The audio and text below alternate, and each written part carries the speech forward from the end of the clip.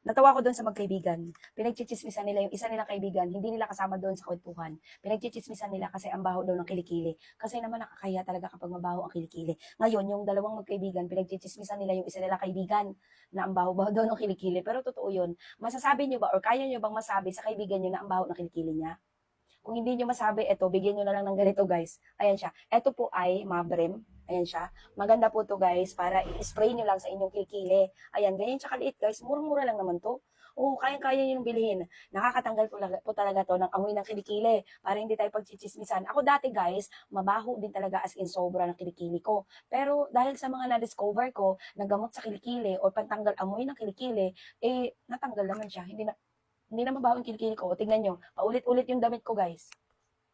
Hindi naman bumabaho yung kilikili ko. O. Kagaya na lang nito, guys. Mabrem po yan. Ayan, Mabrem. Dito ko lang yan natagpuan sa TikTok. Ayan. Subukan nyo to, guys. Nakakatanggal talaga ng amoy ng kilikili. Natry ko na kasi ito. O, tignan nyo, nagagamit ko na yun. Ayan, spray-spray lang. O. Check out nyo dyan sa yellow basket ko para hindi ka nagchichismis.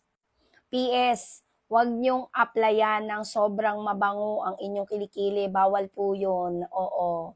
Kasi, sinabi sa akin ng doktor talaga yan, huwag na huwag niyong applyan ng mabangong mabango. Kapag mabaho ang kilikili niyo, huwag kayong mag-a-apply ng mabango sa kilikili niyo. Lalong bumabaho yan, promise, bumabaho. O, eto hindi to mabaho. Hindi siya maamoy, guys. Hindi yun maamoy. Pantanggal talaga ng amoy.